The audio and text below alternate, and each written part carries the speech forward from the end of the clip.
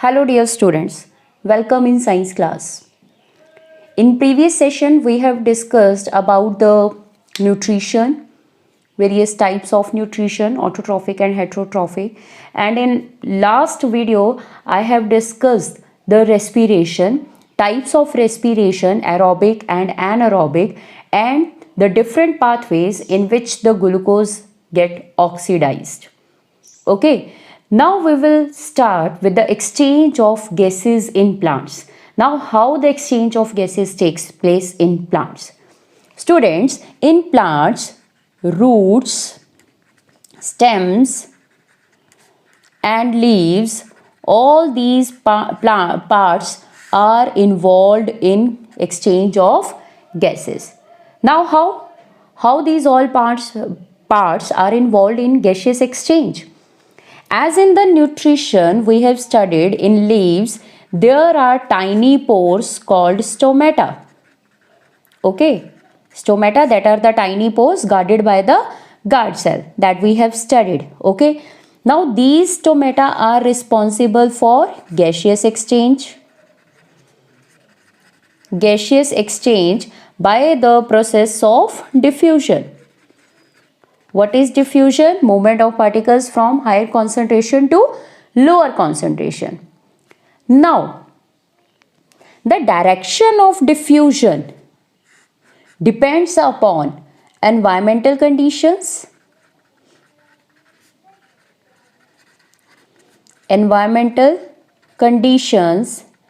and requirement of the plant.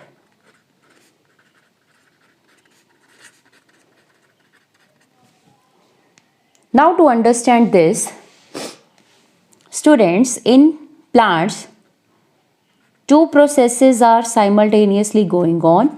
One is respiration and other one is photosynthesis. Respiration, this process is independent of light and it goes on all whole day and night. Okay. Photosynthesis, it depends upon availability of light. This continuously goes on and this depends upon presence of sunlight. Now what happens? During the daytime, what happens? Stomata are open. Okay, stomata are open. So what happens? Photosynthesis during the daytime, photosynthesis and respiration, both these processes are going on in the plants. Okay. Now what happens in respiration? The rate of respiration, that is same. Okay. In the daytime and at the night time. Okay. It do not changes. Now what happens? During the respiration, CO2 is released. During the process of respiration, CO2 is released and this CO2 is utilized in photosynthesis. As the photosynthesis process is going on in plants during the daytime. Okay. Now, during the daytime, the sunlight intensity is high. So, the rate of photosynthesis is also high. Okay, now this process is going with the higher speed than that of respiration. So the carbon dioxide produced during respiration is eventually used in photosynthesis, and in photosynthesis the oxygen gas is produced and that is given out. Okay, so during the daytime there is net release of O2. Understood? Now what happens at night time? At night, stomata are closed. Okay. Respiration is going on, but there is no photosynthesis. No photosynthesis. That means only the respiration process is going on, and in respiration what happens, students? In respiration It utilizes oxygen and gives out carbon dioxide. So at night there is net release of carbon dioxide. That's why it is advisable to not to sleep under the tree at night. We are saying that, okay, and the reason is because they are releasing carbon dioxide at night, and that carbon dioxide is responsible for death of an organism because it leads to suffocation because there is less availability of oxygen. Okay, so this would happen in the leaves through stomata. This is the simple representation of this process. During the night, oxygen is given out, carbon dioxide is taking in, okay, and at night what happens? Opposite of this would happen. It is taking in oxygen and carbon dioxide is releasing out. Okay. Now the next is how roots are responsible for the gaseous exchange.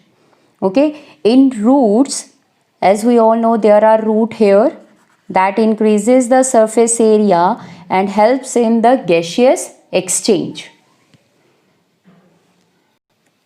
See here, these thread-like structures that are root hair.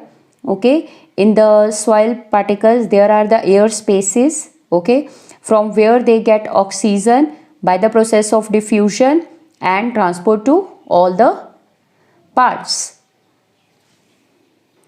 Now the next in stem. Okay, in stem, mostly in woody plants, their outermost covering is called the bark, that is made up of the dead cells. They are having the small pores that are called lenticels. And these cells or these small pores, lenticels, are responsible for gaseous exchange. As you can see in this picture also, okay, these small pores, these are represented as lenticels and they are responsible for gaseous exchange. Now our next topic is how the exchange of gases takes place in animals. Okay. Students, different animals have different types of respiratory organs where the exchange of gases takes place. Okay, they are having different respiratory organs meant for the exchange of gases. Okay, now there are some characteristics or the special features of these respiratory organs. Understood? There are special features of these respiratory organs. Number one, it should be thin walled so that the diffusion of gases occurs easily.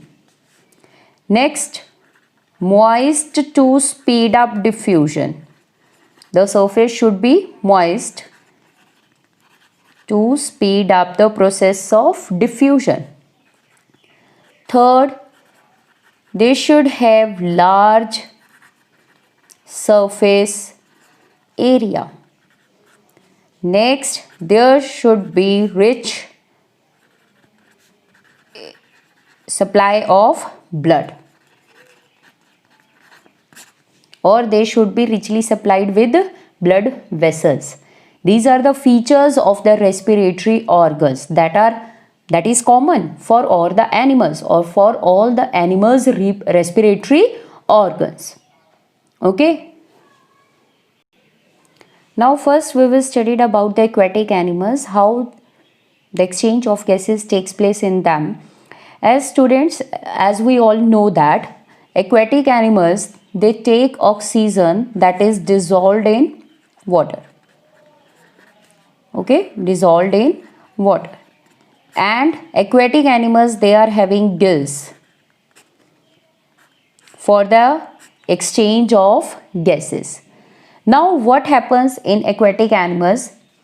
They take in water through their mouth